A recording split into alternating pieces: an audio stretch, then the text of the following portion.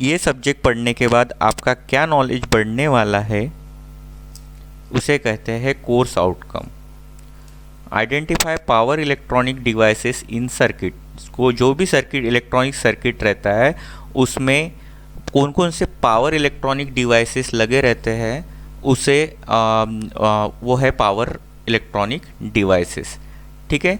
Second, ये topic पढ़ने के, ये चैप्टर पढ़ने के बाद आपका कौन सा नॉलेज बढ़ने वाला है उसे कहते हैं यूनिट आउटकम। यूनिट आउटकम में जैसे explain with sketches the working of given type of thyristor devices. यानी अलग अलग स्केचेस के जरिए थायरिस्टर डिवाइसेस कौन कौन से रहते हैं, थायरिस्टर क्या रहता है आगे हम अपने को देखने को मिलेगा। Interpret V I characteristics of given power electronic device.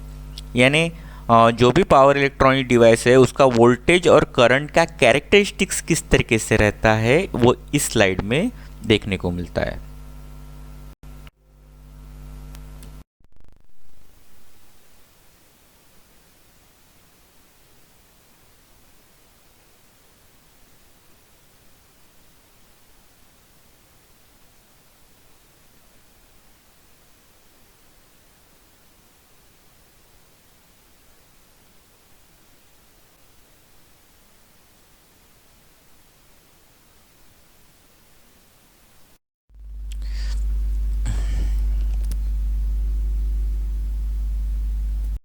Student, कोई भी एक चीज़ करने के पहले रिवीजन करना जरूरी है। तो रिवीजन ये सब्जेक्ट में हर टॉपिक SCR से डिपेंडेंट है। इसका जो पहला जो अपना टॉपिक था SCR, उसी टॉपिक से मैक्सिमम टॉपिक डिपेंडेंट है, इसलिए ये टॉपिक को हर बार रिवीजन करना बहुत ज़रूरी है। तो इसके बारे में मैंने आपको क्या बताया था कि ये डायोड इस तरीके से था, इसमें एनोड और कैथोड तो पहले भी सीखे थे।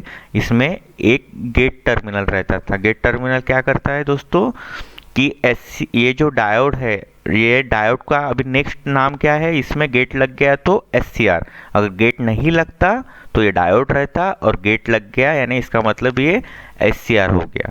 तो इसमें क्या बताया था कि 4 लेयर रहते। लेयर यानी क्या, ये PN ये 4 लेयर। उसके बाद 3 जंक्शन। जंक्शन यानी क्या, P और N के बीच में जो लाइन दिख रही है उसे कहते हैं जंक्शन। तो यहाँ कितने जंक्शन दिख रहे हैं, 1 2 3, 3 जंक्शन दिख रहे हैं। 3 टर्मिनल, एनोड, कैथोड और गेट। ठीक है। तो ये SCR का काम। तो इसमें क्या देखे थे अपन ने, एनोड को पॉजिटिव दिया, कैथोड को निगेटिव दिया, तो ये ऑन फॉरवर्ड बायस नहीं होता। ये वर्ड मैं आपको बताया था, फॉरवर्ड ब्लॉकिंग स्टेट होता है। ये वर्ड आपको एकदम दिमाग में फिट रखना है, फॉरवर्ड ब्लॉकिंग स्टेट। यानी कब, एनोड को जब पॉजिटिव दिया और कैथोड को जब निगेटिव दिया तब ये फॉरवर्ड ब्लॉकिंग स्टेट होता है, यानी ऑन नहीं होता, ऑन होने के कंडीशन में आ जाता है।